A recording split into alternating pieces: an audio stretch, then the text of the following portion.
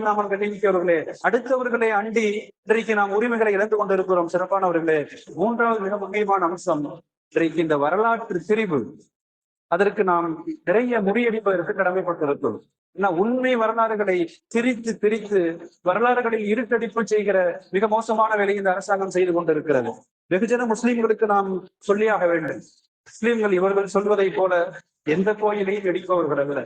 ஒரு மஸ்ஜிதை கட்டுவதற்கு பிற மத வழிபாட்டு தலங்களை இடித்துத்தான் கட்ட வேண்டும் என்று இஸ்லாம் சொல்லவில்லை. பிற மத ஆலயங்களை கை வைப்பதற்கு மார்க்கத்திலே அனுமதி இல்லை. கண்ணிமிக்கவர்களே, என்ன சொல்ல போனா வரலாறுல ஒரு நிகழ்ச்சி உண்டு.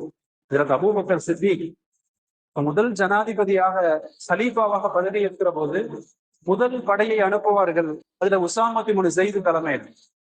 உசாமத் இப்னு ஸைத் படை தளபதி. இப்ப படை கிளம்புகிற போது போர் வழிகாட்டுதலாக அதற்கு அபூபக்கர் சொல்லி அனுப்புகிற முதல் செய்தி என்ன தெரியுமா? நீங்கள் போகிற இடங்களில், போர் செய்கிற இடங்களில் ஆலயங்களுக்கு சேதம் ஏற்படுத்தக் கூடாது. ஆலயங்களை, பிரமத ஆலயங்களை கை வைக்க கூடாது. பிரமத மடாதிபதிகள், குருக்களை நீங்கள் எதுவும் செய்யக்கூடாது.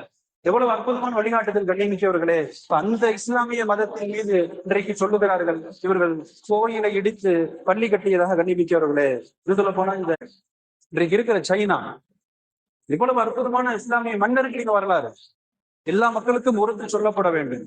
இன்னைக்கு இருக்கிற இந்த சிவனுடைய இருப்பிடமாக சொல்லப்படுகிற கைலாஸ் மானசரோவர் நாம் அறிந்திருக்கலாம். வரலாற்று சிறப்புமிக்க இடம், இந்துக்களின் புனித தலம் கைலாஸ் மானசரோவர். இங்க அற்புதமான ஒரு வரலாறு சொல்லுவார்கள்.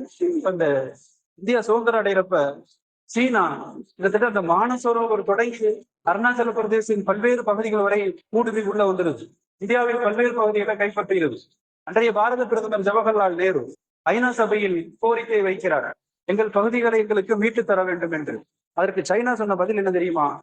1680 ஒரு இந்திய பேரரசர் எங்கள் பகுதிகளை அநியாயமாக அவர் பிடுங்கிக் கொண்டார்.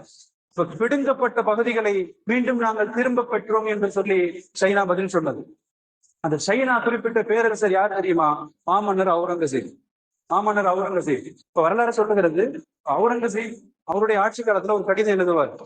அன்றைய சைனாவுடைய மன்னர் ஹூன்சி, முதல் ஹூன்சி அப்படிங்கிற மன்னருக்கு என்ன கடிதம் அப்படின்னு சொன்னா, நீங்கள் கைப்பற்றி இருக்கிற பகுதி மானசரோவர் எங்கள் இந்திய திருநாட்டின் பகுதி மட்டுமல்ல, எங்கள் நாடுகளில் வசிக்கிற சகோதர இந்துக்கள் அவர்களின் புனித தலம் அது.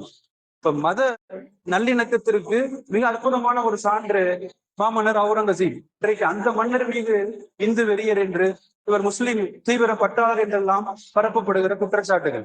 கடிதம் அற்புதமாக எழுதுகிறார், இந்த மானசரோவர் எங்கள் சகோதர இந்துக்களின் புனித தலம், அதை திரும்ப தந்து விடுங்கள் என்று. கடிதம் எழுதி சில மாதங்கள் வரை பதில் இல்லை.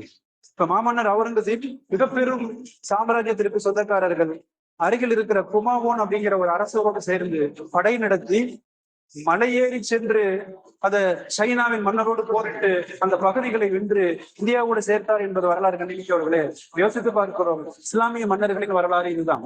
இன்றைக்கு பொய் பிரச்சாரமாக சொல்லப்படுகிற கோயில்களை இடித்து பிற மத ஆலயங்களை இடித்து என்பது பச்சை பொய். கண்டிப்பார்களே, எனவே இந்த வரலாறுகளை நாமும் தெரிந்து எல்லோருக்கும் சொல்ல கடமைப்பட்டிருக்கிறோம். இறுதியாக அல்லாஹின் மீது முழு தவக்குள் நமக்கு வேண்டும்.